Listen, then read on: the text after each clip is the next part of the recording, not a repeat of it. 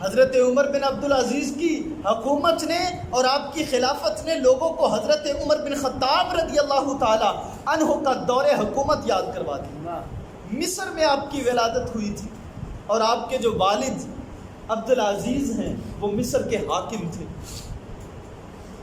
61 ہجری میں یا پھر 63 ہجری میں آپ کی ولادت ہوئی ہے مصر میں، اور آپ کی والدہ کا نام ام عاصم ہے، آپ کی زوجہ کا نام فاطمہ جو ایک بادشاہ کی بیٹی تھی، اور حضرت عمر بن عبدالعزیز خود بھی ایک شہنشاہوں والی زندگی گزارنے والے تھے، لیکن یہ شہنشاہوں کی زندگی انہوں نے اس وقت تک گزاری کہ جب تک خلیفہ نہیں بنے تھے۔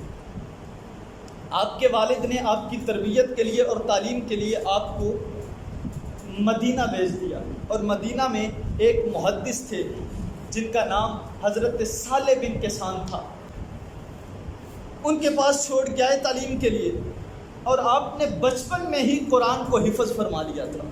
حضرت عمر بن عبدالعزیز نے بچپن میں قرآن کو حفظ فرما لیا۔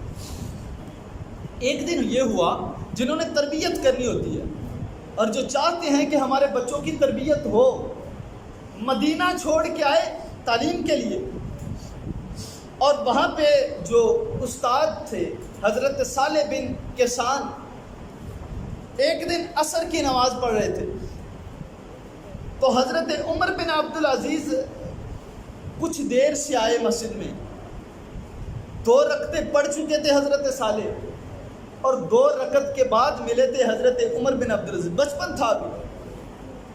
تو حضرت صالح نے اپنی نماز پڑھی، عصر کی نماز تھی، انہوں نے نماز پڑھی، اور نماز پڑھنے کے بعد دیکھا کہ جو عمر بن عبدالعزیز ہیں ان کی 2 رکعتیں رہتی ہیں، اور انہوں نے اپنی بعد میں 2 رکعتیں مکمل کی۔ 2 رکعتیں مکمل کرنے کے بعد جب جانے لگے تو استاد نے کہا بیٹا ادھر آؤ، بلایا گیا۔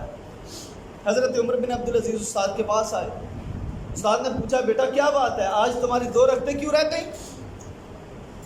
پہلے تو کبھی 2 رکعتیں نہیں رہی، یار جماعت کے ساتھ نماز تو پڑھی ہے نا، 2 رکعتیں ہی تو رہی تھی نا، کیا کوئی گناہ کر لیا تھا؟ کوئی گناہ تو نہیں کیا تھا، 2 رکعتیں رہتی تھی۔ استاد پوچھنے لگا 2 رکعتیں کیوں رہ گئی؟ تو آپ عرض کرنے لگے اصل میں ہوا یہ ہے کہ نماز جو ہے اس کا وقت ہو گیا تھا، لیکن میں بے خبری میں تھا، میں آئینے کے سامنے کھڑا ہو کے اپنے بالوں کو سیدھا کر رہا تھا، کنگھی کر رہا تھا، اور کنگھی کرتے ہوئے 2 رکعتیں چلی گئی۔ پھر مجھے یاد آیا یار نماز کا وقت ہے، میں بھاگتا ہوا آیا ہوں اور نماز کے ساتھ آ کے مل گیا، اس وجہ سے کنگھی کرتے ہوئے بے خبری میں میری 2 رکعتیں چلی گئی۔ مسئلہ تو اتنا تھا کہ 2 رکعتیں رہ گئی، لیکن حضرت صالح نے آپ کے والد عبدالعزیز کو خط لکھا اور کہا کہ دیکھو تمہارے بیٹے کی آج 2 رکعتیں رہ گئی ہیں۔ کنگھی کر رہا تھا، یہ کنگھی کرتے ہوئے اتنا مصروف ہو گیا کہ اس کو نماز کا خیال نہیں۔ میں تیرے بیٹے کی تربیت کرنا چاہتا ہوں، اور یہ تربیت کا ایک پہلو ہے کہ اس کی آج 2 رکعتیں رہ گئی، کل کو اگر پوری نماز رہ گئی تو کون پوچھے گا؟ اگر آج میں نے 2 رکعتوں کا نہ پوچھا تو اپنے بیٹے کا خیال کر، اس سے پوچھ ایسا اس نے کیوں کیا۔ چاہیے تو یہ تھا نا کہ وہ باپ بھی خط کو پڑھتا تو ہنستا مسکراتا، وہ قاری صاحب کی ہو گیا 2 رکعتیں ہی رہ گئی ہیں نا، پھر کی ہو گیا جی میں اج دا ماحول ہے۔ اگر کسی استاد کسی باپ کو شکایت کی جاتی نا کسی بچے کی، تو کوئی گل نہیں، بچہ ہے کچھ سمجھ جائے گا۔ وہ بھائی میرے تربیت ہمیشہ بچوں کی ہوتی ہے، بوڑھوں کی نہیں ہوتی، تربیت بچے کی ہوتی ہے۔ اگر بچے کی تربیت نہیں کرو گے تو کب تربیت کرو گے؟ بجائے اس کے کہ بچے کو سمجھایا جائے، اسی استاد دی کلاس لے لینی ہے، تو کون ہونا پوچھنا، تو ایویں ساڈے بچیاں تے رو پیا پانا، عجیب تماشا ہے۔